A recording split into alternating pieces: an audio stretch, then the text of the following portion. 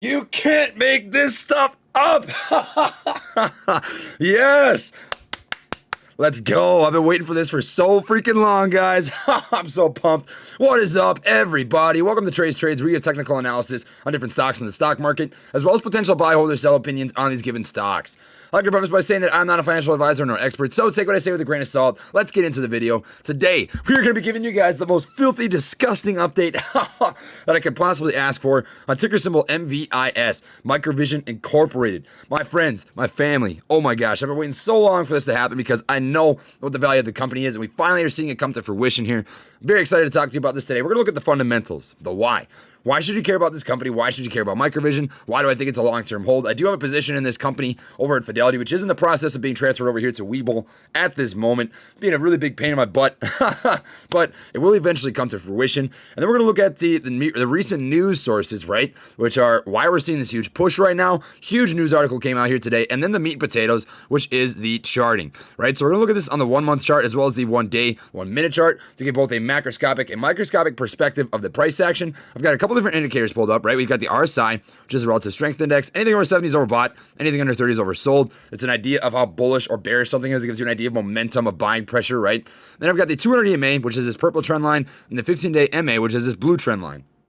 The 200 EMA is the Exponential Moving Average. This is a price action-based valuation trend line over a 200-day moving period, which gives you an idea of the macroscopic trend price action, right?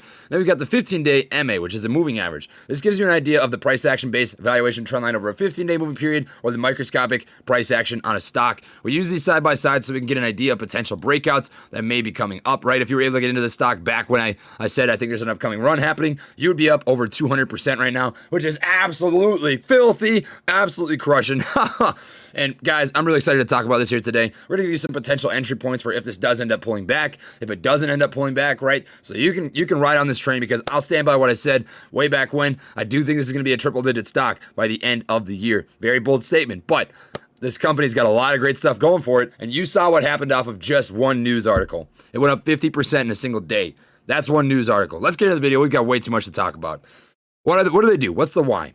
Microvision is a developer of laser beam scanning technology. The company markets its technology under the brand name Pico-P. It has developed scanning technology that can be used in products for interactive projection, consumer light detection and ranging, which is Lidar, automotive Lidar, and augmented and mixed reality. Pico-P scanning technology that can be adopted by its customers to create high-resolution miniature projection and three-dimensional sensing and image capture solutions that use laser diodes as the light source. The company offers key components for inclusion in a scanning engine, including its microelectrical mechanical systems, MEMS, and application-specific integrated circuits. The company's Pico-P scanning technology incorporates its expertise in two-dimensional MEMS, lasers, optics, and electronics to create a small form-factor scanning engine with lower power needs than many other technologies that projects video and still image to capture three-dimensional data. I've got their website pulled up here, and I want to show you what these guys do. We're going to look at this news article after that. We got to say the best for last, guys. You can't eat dessert first. You got to eat the main meal. We're going to eat the main meal. What is their technology? What's so interesting, right? Well, check this out. They've got this nice foundation here behind their patents. Patents are a great way to guarantee that you get generated revenue every single year, year over year. Quite a few different patents right here. They've got source coding, silicon design, hardware systems, MEMS, which you've talked about, optomechanical, advanced manufacturing, capital equipment, right? A lot of different stuff they can capitalize on here. And they've got the projection engine and interactive projection engine. This is the projection engine about the size of a quarter. It's a great high quality image display that you can put anywhere that you'd like. You can use this to make pizza, as you can see these people doing right here, right? And then you got the interactive projection engine, which is just a little bit bigger, right? And this is about that big. Looks like maybe like a Bluetooth speaker, and it projects right onto the countertop. You can play Candy Crush on it. You can do whatever you want on it, right? Very, very high capabilities. Honestly, maybe you could even project this in the shower for all I care. I mean, a lot of cool stuff you can do here. They've got the consumer 3D LiDAR sensor, which is cool.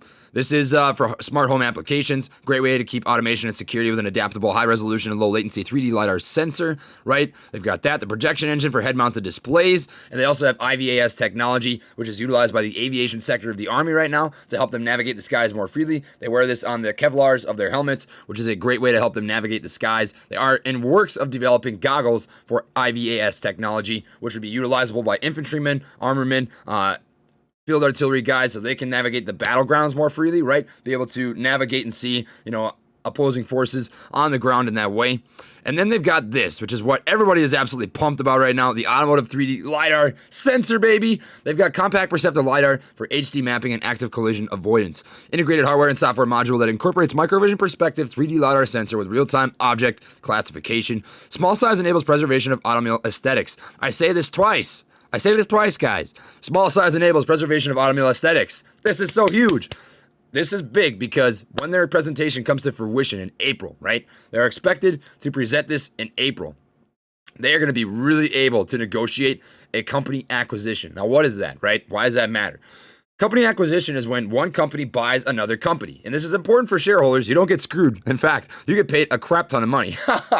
And the better this company is, the more money you get paid as a shareholder, right? So everybody wins. It is in the best interest of their CEO, Sumit Sharma, to really maximize company shareholder value. And he has publicly said that that is his goal, right? He does want that to happen. Guys, I could talk about Microvision forever, but we're going to get into the article here, and then I'll tell you what happens if this company is bought out. Microvision Incorporated announces progress on its automotive long-range LiDAR A sample. Oh my God, I'm so pumped. This is finally here. February 10th, this is posted today at 3:05 p.m. So check this out. Microvision, a leader in MEMS-based laser beam sensing technology, today announced that it has received necessary components and equipment to meet its April milestone of completing A samples of its long-range LiDAR sensor. The company also announced that it started outdoor testing of key performance features on its development platform. We expect Microvision's long-range LiDAR sensor, LRL sensor, which has been in development for over 2 years, to meet or exceed requirements established by OEMs for autonomous safety and autonomous driving features, said Sumit Sharma, Chief Executive Officer of Microvision. He is the CEO. We expect our first-generation LRL sensor to have range of at least 250 meters and the highest resolution at range of any LiDAR, with 340 vertical lines up to 250 meters, 568 vertical lines up to 120, 944 vertical lines up to 60 meters. So this is essentially how much it can reach, right? So the closer you are, the more accurate the representation of the LiDAR sensor. Our LRL sensor will also output velocity of moving objects relative to an ego vehicle across our dynamic field of view and real-time 30 Hz sensor output. This sensor would accelerate development of level 3 autonomous safety and level 4 autonomous driving features that are important to potential customers and interested parties. My friends, my family, oh my freaking gosh, I'm so excited about this because if this company is bought out, right, when this presentation happens in April, if it goes well, they're going to be able to negotiate with whoever they want about this buyout, right, this company acquisition. And that's going to be huge because then they can talk about prices. And as a shareholder, you get paid per $1 billion in acquisition. So let's say that the company is bought out for $10 billion by Apple, right? We know that Apple's trying to get into the autonomous vehicle sector. They're trying to make autonomous vehicles. You would be paid per $1 billion in acquisition about $7 per share. So if you're bought out for $10 billion, 7 times 10 is $70 a share. That is going to make $22 look silly.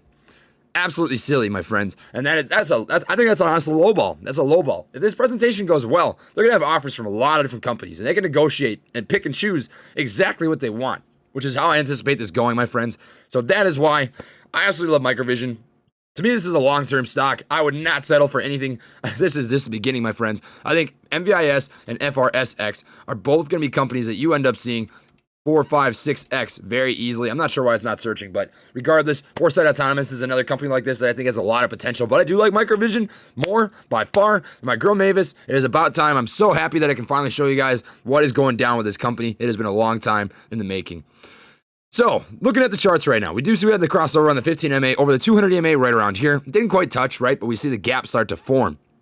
If you were able to get into Microvision, when I pointed this out on the charts, you would have been able to get in at right around $7.40. You would be up about 200% on your investment right now, which is just the beginning of Microvision's run, right? Volume in the after hours here is picking up. Think about all the people that can't trade after hours or pre-market. I think this will end up probably running. It's going to have a pullback of some sort, which is why I'm presenting this video to you guys. I don't want you to chase this stock, right? I get some people that comment on my videos and say, why are you presenting this stock to us that already ran up? Well, you got to watch the video. You got to watch the video, friends. If you get into the stock with entry points that have little risk, right, then you're going to be all right. You're going to be all right. If you get into the stock when it pulls back, and I think likely the pullback you're going to see, we can base this off of what we've seen it do in the past. So, looking at the past, right, we can see, like, let's take an example right around here. So it pulled back pretty harsh right here, right? And I don't anticipate it's going to pull back this much this time around, but it pulled back about 61.8%, was a very heavily shorted stock. I think shorts would be absolutely not intelligent at all to short this stock right now with all the momentum it's got. It is possible down the road, but I don't find it very likely right now, right? And if we actually look at how much it pulled back down here, right, from this base of this run-up to about here, it did pull back before this news came out. News always trumps technical analysis. I've said this time and time again, right? But if we take a peek at that, that was a 23.6% retracement, which is not bad at all. That is a very nice retracement. That indicates a lot of strength. Anything over 50%, honestly, says to me there's a lot of buying pressure. So if we see the exact same thing happen, right, what kind of entry points are you going to be looking at? Well, you can already see that it's trying to hold up as much as it can at that 23.6% retracement. We do have a red candle bar that's hanging just above this box right here. And I think anywhere between these price zones is going to end up being the best possible entry point into the stock. I don't see it pulling back more than 50%, which would be right around this $18 mark. It is possible that it drops down here, right?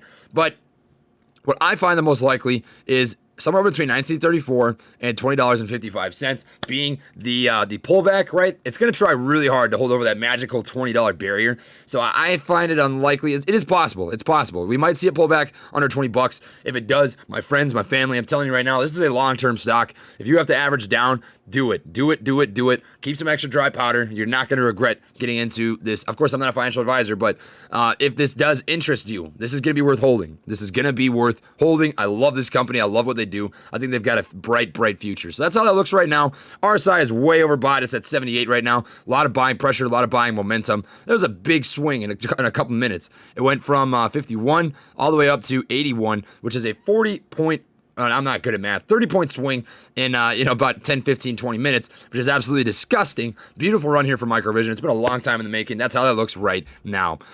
So if we come over here to the... Oh, actually, one more thing I wanted to say. I find it likely you're going to see it form a bullish flag. What's a bullish flag?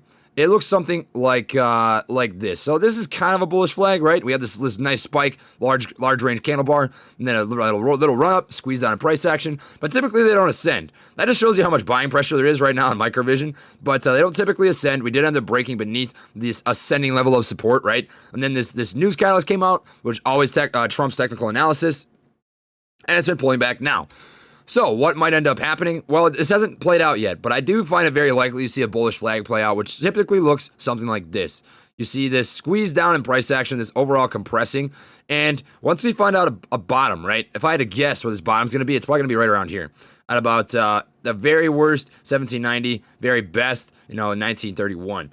And if it ends up bouncing off 1931, I find it likely you're going to see this back and forth action where it compresses until the next run happens, right? So that's my prediction, right? I haven't always been right, but sometimes I am, which is always good. Anyways, looking at the price action today, if you exclude what was happening here, we did see a little bit of a bit of a beatdown. There was some price correction, which is typical when a stock has run up over 100% in a matter of like 5 days or whatever. They had this harsh downward moving channel, broke that descending level of support with a wide range candle, false break, right? Came back up. You see these wide range candles that matched it, broke again. False break. You get the George W, a double bottom. Typically a sign of an upcoming bullish reversal, right? Didn't quite play out as a harsh reversal, but nonetheless, it was a reversal, right? We saw some nice trading sideways. Trading sideways is typically a slightly bullish indicator, right? I don't want to say this is neutral because consolidation typically gives confirmation to buyers that a stock is not going to just rip and dip, right? And we did not see that here. So it was in a nice moving channel. We get that news, right? Breaks above this ascending level of resistance with a wide range candle, and it was off to the frickin' moon, my friends. Looks absolutely disgusting here. Just looking at the action right now in the pre-market, or in the after hours, I should say, we have this nice ascending level of support. We always look for 3 touch points to validate. 1, 2, 3, right? We broke it. So now this is not a respected level of support, and we are currently in a downward moving channel. So the correction has begun, which is typical of a stock when it has run up over 50%, right? So in order to break out of this descending level of support and resistance, this downward moving channel, we need a wide range candle to either A, break beneath this descending level of support, or or break above this descending level of resistance, and that will signify the end of this overall correction. As I mentioned before, I do find it likely that you see this end somewhere around 38.2% retracement or 23.6. So if you are looking for an entry point, I would say somewhere between these two levels is going to treat you pretty dang well. And if it ends up breaking beneath 38.2%, the next level that I find most likely, although I don't find as likely, is going to be this level right here, that 50% retracement. But as I said before, I'll drop a small trend line here just so you have it in the back of your mind. I find it pretty unlikely that this ends up happening, but just by the off chance that it does, we have it there. This is the most likely course of action to me, is a stop here at this $19.11 resistance support level. So that's what I have for the video today, guys. I really hope you've been able to crush here with Microvision. I'm so happy for everybody out there that had the patience. Patience always pays. This company is going to continue to grow, and that is what I have for you today. Thank you for watching the video, my friends, and I'll see you all next time. Peace.